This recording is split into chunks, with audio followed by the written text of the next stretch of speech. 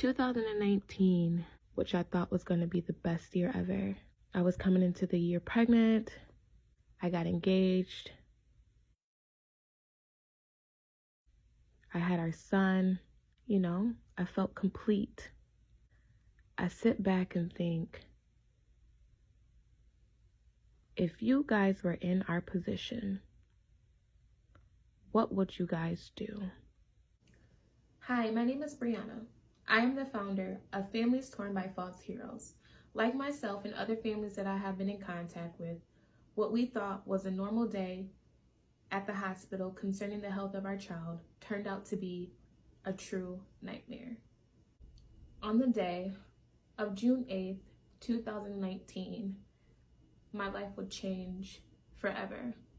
That morning, I went to work from 6 a.m. to 2:30 p.m., where I returned to my mother's house where she was caring for my fiance and I's son. I went to my mother's house. I spent time with my baby, of course. I fed him, I played with him, did all the things that mother and sons do. And I had a few of my cousins over, and it was just a great afternoon. His father texted for him about 7 and asked if I could drop him off. Of course, I said yes, let me finish feeding him and bathing him, and I will bring him to you. About 7:45 p.m., 7:45, I dropped him off with my fiance. I went back to my mother's house where my mom, my sister, my cousin, and my son's godmother was at. And we ate, talked, laughed, and about 2 hours later, I got a phone call saying that Tristan was not breathing. Time just paused for a second. So I told my fiance to say it again, and he said it, and I said, call 911. We hung up.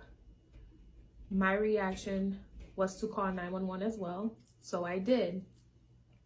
Everyone hopped in the car with me. I flew over to the apartment, and I walked in and seen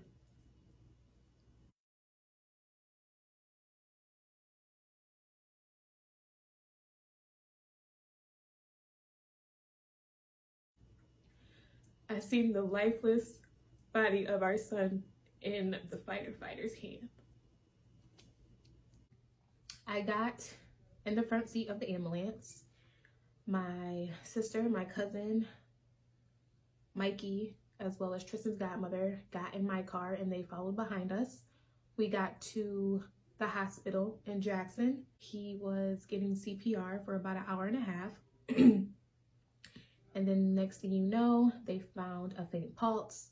They hooked him up to the respirator, and then they had decided to airlift him to Mott Children's Hospital in Ann Arbor. But before he went, he had to go down for CT scans. The CT scans came back clear.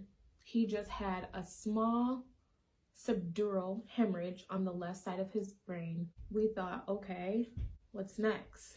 He was airlifted to Mott Children's Hospital, and right when we got up there, our son was in the imaging department.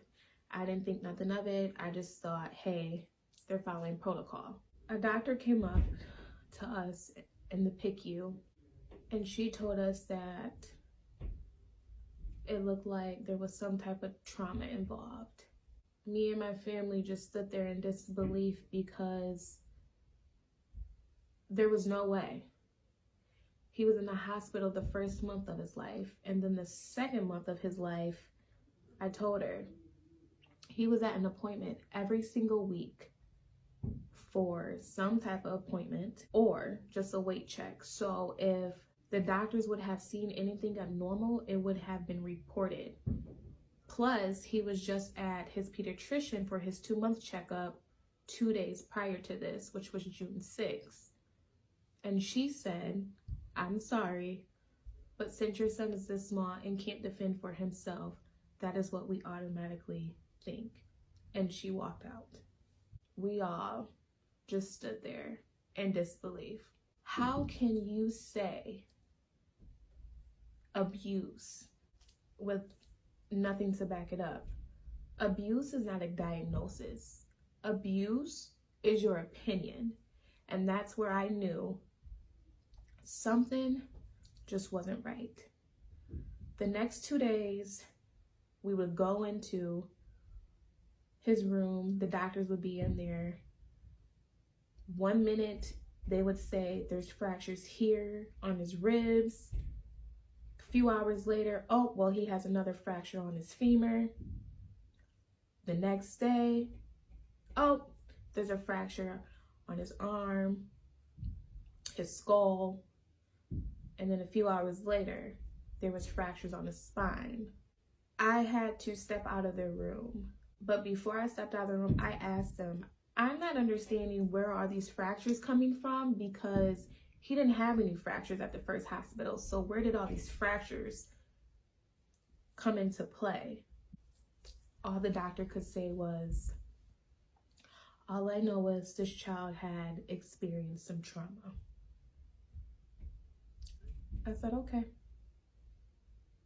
and walked out. CPS came up there and made my fiance sign a paper saying that he cannot see his kids. I told the CAP doctor, I don't like the fact that you guys are pointing the finger at Mikey. There's no way he's did anything to the child. I know for a fact he has not did anything to the child. So I need some explanations, and I want them now. And she just kept nodding her head and said, I understand, totally. But nothing was done. On June 11th, we pulled the plug on our son, and me and Mikey were on each side of him, holding his hand until we heard that last heartbeat. When we left that hospital on our ride home, I just remember telling myself, Brianna, something just isn't right about what these doctors are telling us, and you have to dig deeper. So I did.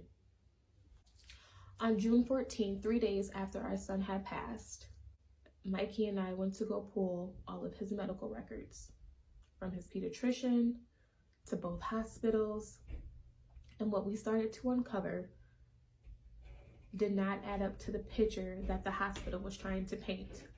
June 17th, we had our son's memorial. June 27th, Mikey got picked up by the sheriff department where he had a warrant for felony murder and first-degree child abuse.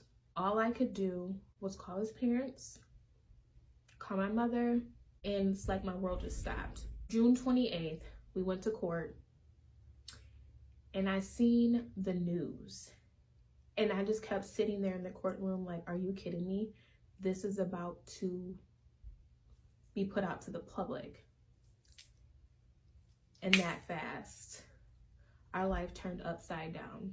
Everybody had an opinion, started shaming him. Everybody started shaming myself. And it's just like, you guys put out to the public something that's not even real. If you guys know us, you guys know our character, you guys know what we stand for, and you guys let the opinions of what these doctors think overshadow what you guys know about us. Everyone's asking, where's the mother? Where's the mother? The mother has been right here the whole time, the whole single time, and I'm not going anywhere. I'm not scared of the prosecution. I'm not scared of the doctors. I'm not scared of the detectives. I'm not scared of anyone because I know the truth. And I'm going to fight tooth and nail to get the truth about our son Tristan being overlooked. Our son was born 3 pounds 2 ounces April 3rd. I was 36 weeks and 3 days. He was born by C-section because I had preeclampsia, and also he was breached. He spent his first month in the hospital, and he was on sodium. That's all they were worried about, was his sodium and his weight. And he was also on vitamin D droplets. They never mentioned to me why he was on vitamin D droplets. A month after our son had passed away, I took a vitamin D test and I learned that I have a vitamin D deficiency. So a mother who was breastfeeding and you have a vitamin D insufficiency, how do you expect your child to get the vitamin D that he's supposed to get? There are so many diseases out there that are being overlooked and being mistaken as child abuse because these doctors fail to test, because simply they get more money by the state or by the federal, whatever the case may be. They get more money so they can continue to do what they do. And yet they have been held accountable because they are saved by immunity. How is it fair that you get to go home every night after you destroy another family's life? Me as a mother, that was my only son. My son is sitting on a shelf in our bedroom in an urn. I will never get to see him crawl or walk or say his first word, take him to his first day of school, and everything else in between and after.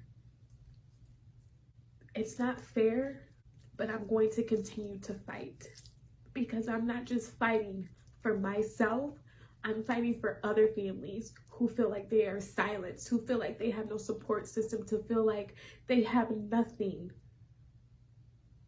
I'm fighting for them as well, and you will not stop me.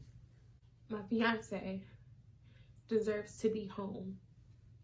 He does not deserve to be sitting in jail away from his other two boys who absolutely adore him, who have no idea that their father is locked up, who have no idea that their little brother is gone. You guys have taken the opportunity of us to grieve properly, because you guys have made our life a nightmare off of false accusations.